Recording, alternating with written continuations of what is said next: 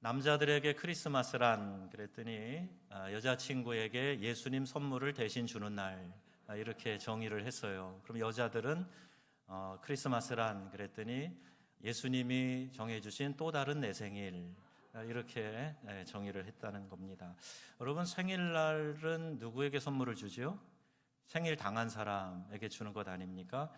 그런데 오늘 이제 예수님의 생일을 축하하는 이 성탄절기가 성탄이라는 말은 없어지고 우리끼리 즐기는 축제에만 자꾸 초점이 맞춰주는 것 같아서 다시 한번 이 풍자적인 이야기를 주님 앞에서 우리가 좀 생각을 새롭게 해보자 하는 뜻에서 전하게 됩니다. 여러분, 예수님의 생일인데 예수님 생일에 우리 예수님께 좋은 식사 한번 대접하겠다 하는 그런 마음을 가지고 성탄 선물 준비하셨습니까? 우리 하나님 앞에 우리 아이들이 나와서 그리고 재롱잔치처럼 찬양 올려드리고 율동하고 성구 암송하고 하는 것들도 우리가 주님 앞에 선물을 올려드리는 거예요. 재롱잔치처럼 또 물질로도 하나님께 올려드리며 또 사랑의 온정을 서로 나누면서 이웃사랑 실천하는 거, 다 우리 주님이 흐뭇해하시고 기뻐하실 주님을 향한 선물입니다. 이 성탄절기는 우리끼리 즐거워하는 날로 보내지 마시고 꼭 주님의 사랑을 전하며 주님께 영광을 올려드리는 이 성탄의 절기가 될 수 있기를 우리 주 예수님의 이름으로 축원합니다. 주님이 내 삶에 들어오시지 않았다면 내가 어떤 사람이 되었을까 한번 생각을 해봐요. 주님이 계시기 때문에, 예수님이 우리를 찾아오셨기 때문에, 주님 때문에 살맛이 나고 예수님 때문에 기쁨이 있고 예수님 때문에 영생이 있는 줄로 믿습니다. 그 영생을 주신 우리 주님께 기쁨과 영광의 박수 한번 올려드리겠습니다. 할렐루야. 이 빛으로 오신 예수님의 은총이 오늘 저와 여러분에게 가득히 넘쳐나시기를 축복합니다. 진리의 빛으로 오셨어요. 환하게 비춰주시는 빛이세요. 빛이 있으면 어두움은 자연스럽게 물러가게 되어 있습니다. 예수님의 탄생하신 이 기쁜 날, 우리 안에 조금이라도 어두움이 남아있으면 안 되죠. 우리 가정의 공동체 위에, 우리 일터 위에 주님이 비춰주시는 이 광명의 빛이 비춰져서 어둠은 물러가고 새날의 기쁨이 넘쳐나기를 축복합니다. 오늘 본문 10절 말씀이에요. 천사가 이르되 무서워하지 말라, 보라 내가 온 백성에게 미칠 큰 기쁨의 좋은 소식을 너희에게 전하노라. 큰 기쁨의 좋은 소식이라고 표현되어져 있어요. 뭐가? 예수님이 탄생하신 날이. 그러니까 우리가 기쁜 소식을 들을 때요, 어떻게 반응을 하지요? 내 아이가 바라던 대학에 철컥 합격했다는 소식 들으면 여러분 어떠세요? 그냥 무덤덤합니까? 깜짝 놀라서 기뻐하면서 할렐루야 저절로 터져나오지 않겠습니까? 자격시험에 합격을 했어요. 오래 바라던 직장에 들어가고 직장에서 승진이 되고 했을 때 할렐루야로 외치며 기뻐 뛰며 좋아하겠죠. 우리 교회 최근에 우리 젊은 집사님이 연구원에 이제 정직원 되었다는 소식을 제가 전에 들으면서 저절로 할렐루야가 터져나오게 되더라고요. 얼마나 기쁜 일이에요.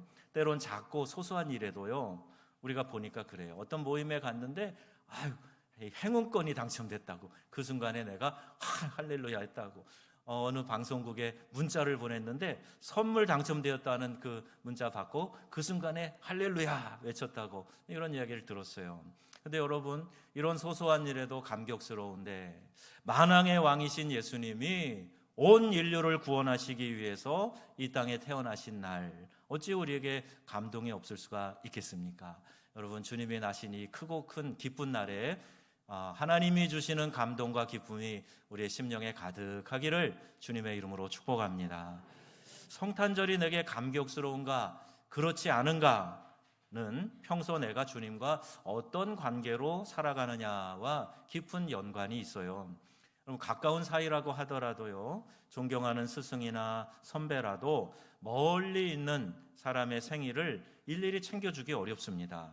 저희도 가족들이 이제 형제들이 미국에 있다 보니까 생일 기억해서 축하해요 하기가 쉽지 않은 거예요. 멀리 떨어져 살다 보니 그래요. 그래, 가까이 있는 사람, 함께 사는 사람의 생일을 챙겨주고, 또 사랑하는 사람일수록 무슨 선물을 줘서 좀 감동을 줄까, 이런 마음이 들지 않습니까? 그래서 무슨 선물을 준비할까 고민이 될 때가 있어요. 여러분, 성경에 오늘 보니까요, 예수님의 탄생을 축하하기 위해 찾아온 사람들에 대한 이야기가 나와요. 크게는 두 부류인데요. 첫째는 동방의 박사들입니다. 별을 연구하는 점성가들이죠. 오늘날로 말하면 천체 과학자 같은 사람이고, 그 당시에는 아주 지혜로운 사람들의 상징적인 호칭이었어요.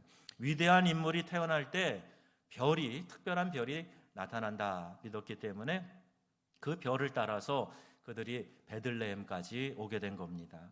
동방의 박사들은 하늘에 비춘 별을 보고 자신들이 찾아 나서는 겁니다. 마태복음 2장에 보면 그렇게 표현이 되어져 있어요. 경배를 드리기 위해서 이들이 자발적으로 먼 길을 여행하게 된 겁니다.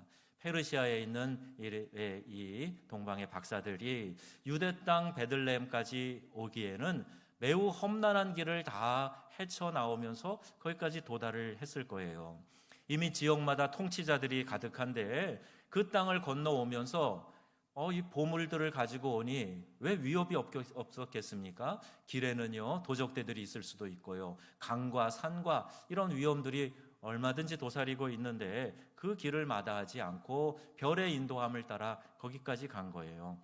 오늘 이 유대인들이 왕으로 나시리가 어디에 있는가 물으니까요, 아마 화려한 궁정에서 태어날지 모르겠다, 혹은 힘있는 세도 있는 집에서 태어날 인물일지도 모른다, 아마 생각을 했을 겁니다. 그들이 상상은 못했을지라도 위대한 별이 있으니 위대한 인물이 태어나겠구나, 그분이 인류의 메시아로 오신다, 이런 생각 이방인이니까 하지도 못했죠. 그런데 그냥 위대한 인물을 찾아서 그 땅까지 오게 된 거예요. 인류의 구원자로 오신 만왕의 왕을 자기들이 알지도 못하는 상황에서 만나게 된 겁니다. 이 특별한 하나님의 섭리 아니겠습니까? 이 땅에 가장 겸손한 모습으로 초라하게 말 구유에, 말 먹이통에 누이신 아기 예수님께 와가지고 그들이 황금과 유향과 몰약을 예물로 드리고 경배했습니다. 여러분, 진정한 예배를 드리려면 예배의 목적과 예배의 대상을 명확하게 알아야 됩니다. 세상에 화려한 것, 힘이 있는 것, 기쁨과 쾌락을 줄 수 있는 것이 아니라 내게 진정한 구원을 줄 수 있는 대상을 왕으로 경배하는 것, 이것이 진정한 예배입니다. 오늘 성탄의 예배에 나오신 모든 분들에게 이 예배의 대상이 더욱 분명하고 명확하고 선명해지시기를 바랍니다. 그들을 우리가 생각하면서 정말 나는 마음 가운데 우리 예수님을 향해서 이 좋은 보배 같은 것들을 드릴 수 있는가, 그 마음을 한번 점검해 보면서 우리 마음에 또 우리의 최선의 것을 올려드리는 그런 성탄의 절기가 되었으면 좋겠습니다. 또 들에서 양치는 목자들에게 이 천사들이 나타나서 예수님이 탄생하신 것을 알려줍니다. 목자들은 자기들이 직접 찾아 나선 것도 아니었어요. 하지만 이들에게도 메시아 탄생을 대망하는 그런 마음이 있었습니다. 양들을 지키기 위해서 성실하게 자신의 일을 묵묵히 감당하고 있는 목자들에게 천사가 나타나서 메시아가 오셨다, 메시아가 탄생했다 하는 것을 알려줬어요. 어쩌면 그 시간에 많은 사람들이 잠들어 있었고 홀로 깨어 있었는지 모르겠어요. 그들은 일상에서 지극히 평범한 사람들이고 자기의 일을 묵묵히 하고 있는 사람들이었는데 그들에게 천사가 나타나서 예수님 탄생 소식을 알려주었다. 이것은요, 우리에게 주어지는 이 구원의 보편성에 대한 이야기를 해주고 있습니다. 어느 누구에게나, 아주 평범한 사람들에게도, 일상을 그냥 살아가는 모든 소시민에게도 이 구원의 기쁜 소식이 반드시 전달된다는 것이죠. 동방의 박사들처럼 탐구하면서 별을 쫓아온 것도 아니고 일상에서 자신의 일을 묵묵히 하고 있는 목자들에게 찾아왔어요. 그들은 황금과 유향과 몰약을 준비할 처지는 아니었을지라도 황급히 베들레헴으로 갑니다. 그리고 천사들이 자신들에게 들려준 이야기, 즉 오늘날 다윗의 동네에 구주가 나셨으니 곧 그리스도 주시라, 이 말씀을 전하고 있는 거예요. 마리아를 비롯해서 모든 듣는 사람들이 이 이야기를 듣고 하나님께 영광을 돌리게 되었습니다. 하나님의 일을 전하는 메신저의 역할을 잘 감당하고 있는 거지요. 여러분이 어떤 마음으로 이 자리에 오셨든지 여러분 모두에게 인류의 구원자로 오신 예수님 탄생의 의미가 깊이 깨달아지시기를 축복합니다. 가장 귀한 것을 드려서 아기 예수님 나심을 축하하고 또 가장 기쁜 소식을 온 사방에 전하는 그런 날이 될 수 있기를 축원합니다. 하나님의 영광이 임할 때 성경에 보면요, 비슷한 패턴이 반복되어 나타나는데, 하나님의 사자가 곁에 서고 주의 영광이 그들을 두루 비추매 크게 무서워하는지라. 이게 두려움에 떠는 것을 말해요. 어떤 경이감 때문에 휩싸여 가지고 막 몸이 굳어지는 것처럼요, 그 경이감 앞에 내가 어찌할 줄 모르는 이런 황홀함을 느끼는 것을 말하는 거예요. 하나님의 영광을 경험하는 순간 사람은 그분의 임재 앞에 두려움을 느낄 수밖에 없습니다. 너무나 큰 질적인 차이를 느끼기 때문에 그렇죠.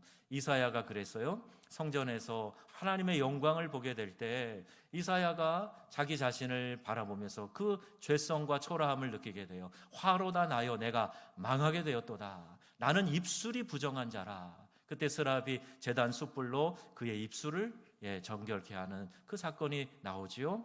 예수님의 신성을 알아차린 베드로 뭐라 그럽니까? 주님, 저를 떠나소서, 저는 죄인입니다. 이렇게 고백을 해요. 그리고 이들은요, 자기의 죄성이 가득한 모습을 발견하고 그 하나님의 영광 앞에 무릎 꿇고 엎드리게 됩니다. 구원은요, 죄를 깨달을 때 그 가치와 능력을 제대로 이해하게 되는 거예요.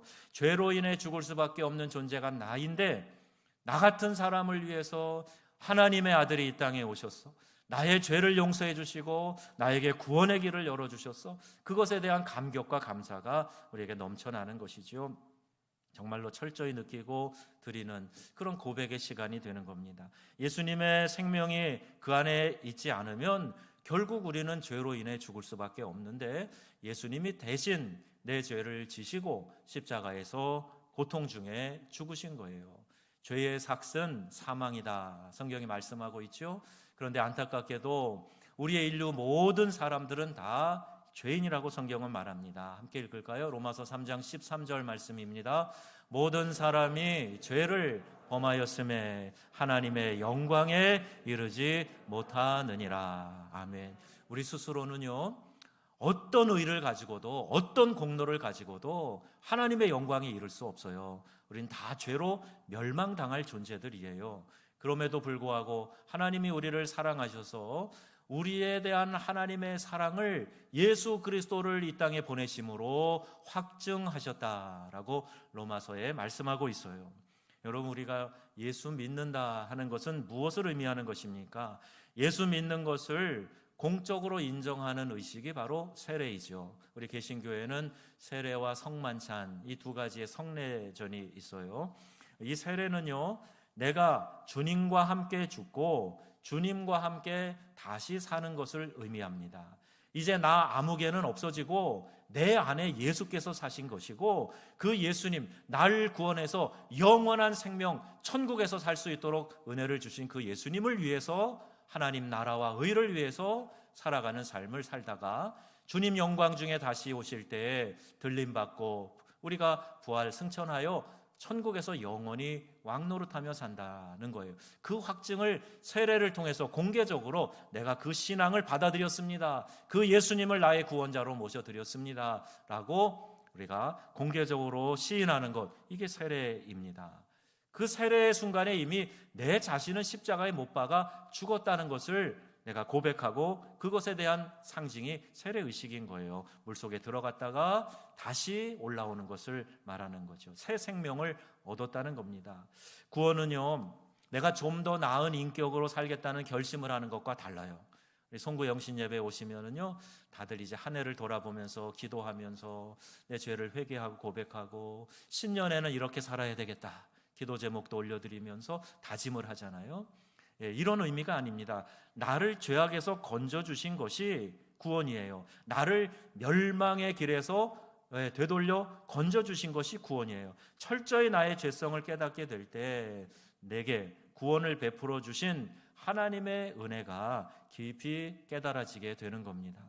여러분, 우리가 한 해를 돌아보면서 다른 건 몰라도 날 구원해 주신 하나님으로 인하여서 기뻐하고 감격하며 이 한 해를 마무리할 수 있기를 바랍니다. 누구든지 성령이 아니고서는 그리스도를 주라고 시인할 수 없다 말씀하셨듯이 지식으로만 안 돼요. 내 의지만 갖고 되는 게 아닙니다. 여러분, 전도해 보셨잖아요. 가까운 사람이고 내 친구고 평소엔 내 말 그렇게 잘 들어주는데 예수 믿자, 교회 가자 그러면 이런 지하에 거절해 버려요. 왜 그럴까? 다 영적인 것이라 그래요. 내 사랑하는 자녀들, 내 부모님들 얼마나 그 가까운 사이예요. 내 생명을 나누고도 아깝지 않을 만한 사람들이에요. 그런데 예수 믿으라 그러면 잘 안 되잖아요. 여러분, 이것은 성령이 역사하시고 그 심령에 묶여있는 것들이 풀어져야, 그래야 예수님 받아들일 수 있는데, 여러분이 예수님을 구원자라고 고백할 수 있다면 이것보다 더 크고 놀라운 은혜가 없는 거예요. 여러분, 예수님이 여러분의 구원자이십니까? 여러분의 주인이십니까? 구원받은 기쁨과 감격이 있으십니까? 성령의 역사란 말이에요. 성령이 아니고서는 누구든지 그리스도를 주라고 시인할 수 없다 그랬습니다. 제 넥타이가 붉은색인데요, 오늘 성탄절이라서. 여러분, 색깔을 어떻게 설명하시겠어요? 색을 알지 못하는 사람에게, 앞을 못 보는 사람에게 색을 설명해 보세요. 뭐라고 설명하겠습니까? 이와 같이요, 영적인 것은 설명이 잘 안 돼요.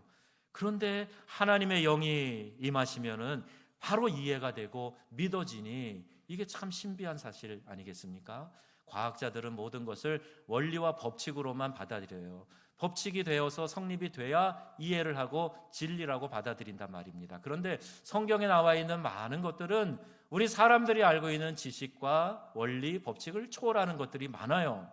그러니 믿을 수 없는 거죠. 믿기 어려운 겁니다. 그런데 성령이 역사하시고 태초에 하나님이 천지를 창조하시니라 하는 이 말씀이 확 마음에 들어와 믿어지니까 다른 것들이 그냥 다 믿어지더라는 거예요. 한동대 초대 총장이신 김영길 장로님의 간증이에요. 과학자니까 안 믿어졌는데, 믿으려고 해도 안 믿어졌는데 태초에 하나님이 천지를 창조하셨다, 이 말씀이 확 마음에 들어오니까 예수님 물 위로 걸으신 거, 물을 포도주로 바꾸신 거, 죽은 사람을 일으켜 살리시는 거, 야, 그거 다 되겠다, 그렇게 믿어지더라는 거예요. 여러분, 아직도 신앙에 반신반의하는 분 계시면은요, 성령의 역사를 기대하시고 우리 주님이 그 눈을 열어주셔서 모든 것이 분명하게 믿어지는 역사가 이 성탄의 절기에 있어지기를 축복합니다. 하나님의 임재를 경험할 때 우리가 그와 같은 것을 체험하게 되는데, 예배를 통해서 하나님의 임재를 우리가 느끼고 경험하게 됩니다. 성령님의 감동을 경험하는 삶을 우리가 살아갈 수 있도록 한 걸음 한 걸음 인도하시고 우리의 영안을 열어서 우리가 그동안에 보지 못했던 것, 깨닫지 못했던 것, 듣기는 듣는데 이것이 잘 이해가 되지 않았던 것, 이런 것들이 성령의 역사로 깨달아지는 축복이 있다는 거예요. 목자들이 그랬듯이, 이사야와 베드로가 그랬듯이 거룩하신 창조주 하나님을 대면하면 두려울 수밖에 없습니다. 그분의 밝은 빛 앞에 내 모든 것이 적나라하게 드러나기 때문이에요. 하나님의 은사 가운데에도 그런 것이 있어요. 마음이 읽혀지는 거예요.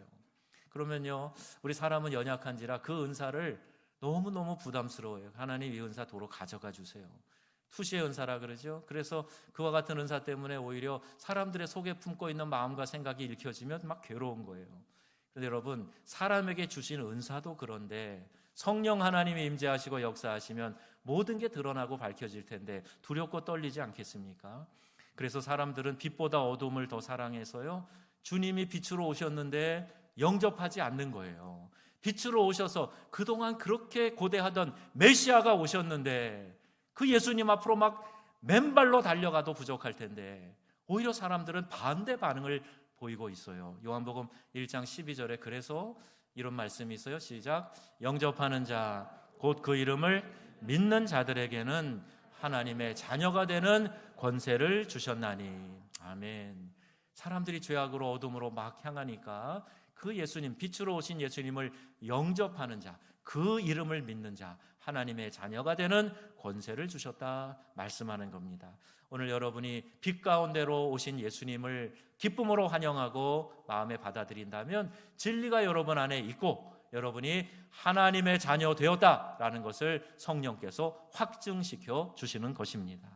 우리가 죄악의 문제를 다 해결하고 성결한 삶을 살아서 사랑하시는 것이 아니고요, 자녀 되었기 때문에 사랑하시는 거예요.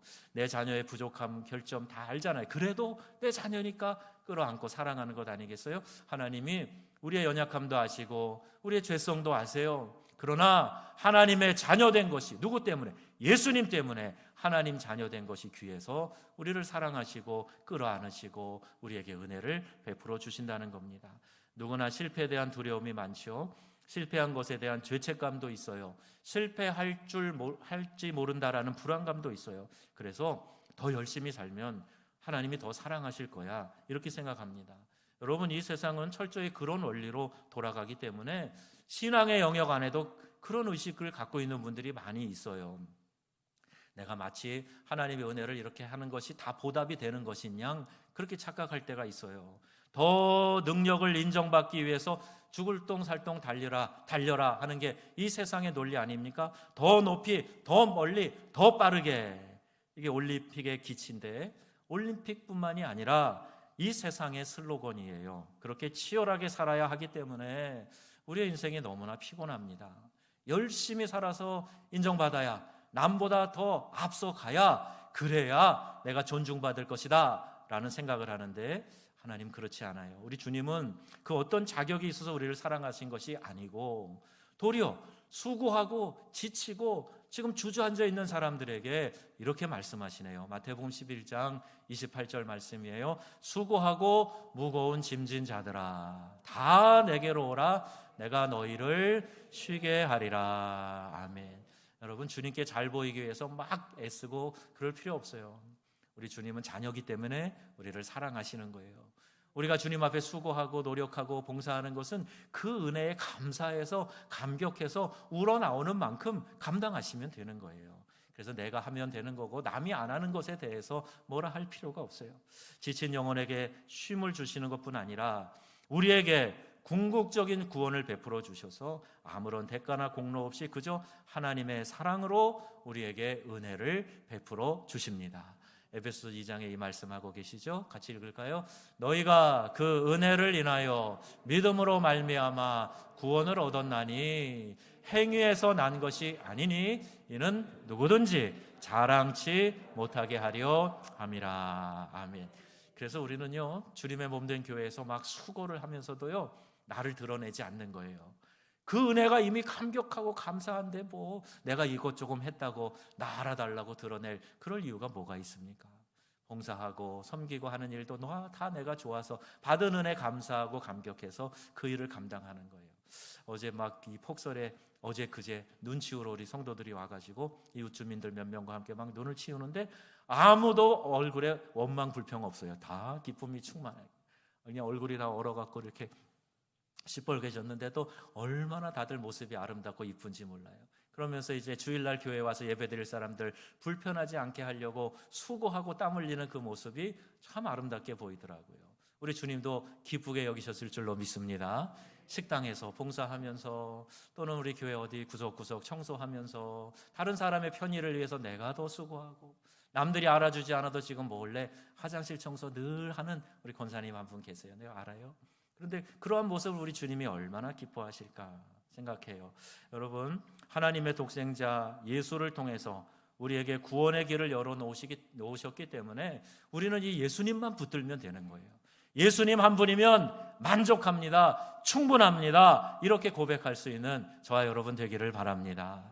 혹시 이게 부족하다고 생각하세요? 그럼 우리가 뭐를 좀 더 첨가해야 된다고 생각이 드시나요? 그래야 구원이 완성될 거라고 생각되세요?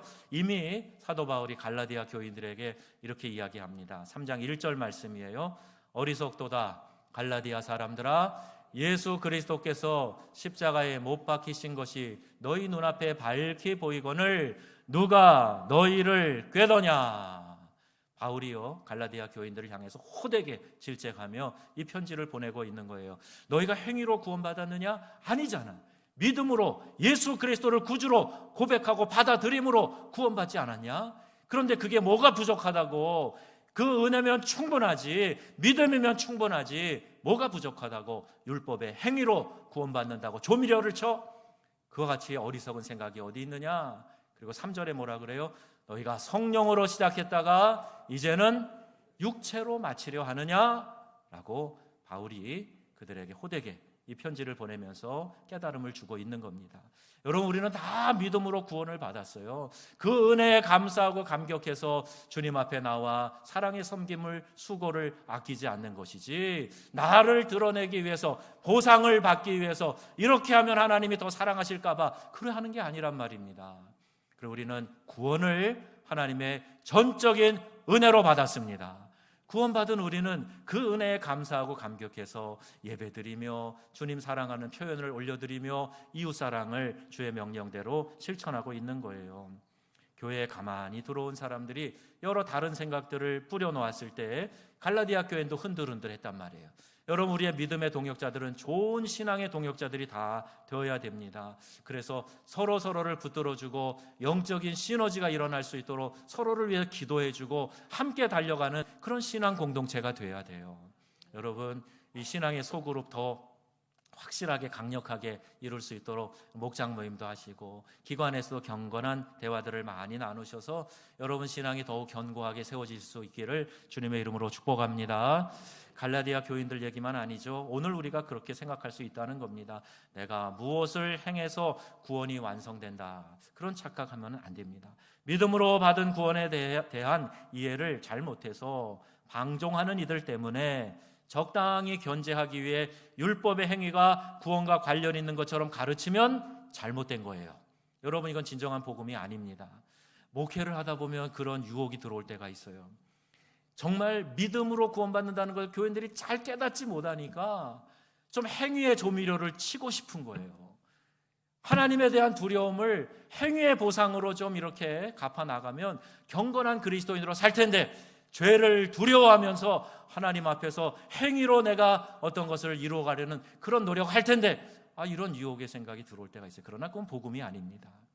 날 구원해 주신 전적인 하나님의 은혜에 감사해서 행위로 하나님 앞에 그 감사를 표현하는 것이지 행위로 구원받는 것이 아닌데, 이런 착각이 되고 잘못된 변질된 복음이 들어와서는 안 된다는 거죠. 거저 주시는 은혜로 인해서 죄짓고 방종하는 일을 쉽게 저지르면, 만약 그런다면 그는 나를 위해 십자가 지신 그 예수 그리스도의 은혜를 제대로 깨닫지 못하고 있는 것이에요. 그 은혜를 깊이 묵상하고 깨달아야 됩니다. 바울이 말하죠. 로마서 6장 1절입니다. 은혜를 더하게 하려고 죄에 거하겠느냐, 이런 말씀하고 있어요. 여러분, 주님의 은혜를 더 선명하게 느끼려면은 내가 죄악에 대해서는 철저히 방어막을 치고 다시는 내가 죄 가운데 들어가지 않겠다는 결단을 하고 믿음으로 성결한 삶을 살려고 노력하면 할수록 하나님의 은혜가 더 선명하게 보여진다는 말이에요. 이와 같은 은혜가 있어지기를 축복합니다. 툴리안 차비진 목사님이 쓴 Jesus All이라는 제목의 책이 있어요. 이 책의 번역을 보면 예수님 한 분으로 충분하다 이렇게 되어 있는데, 이런 표시가 있습니다.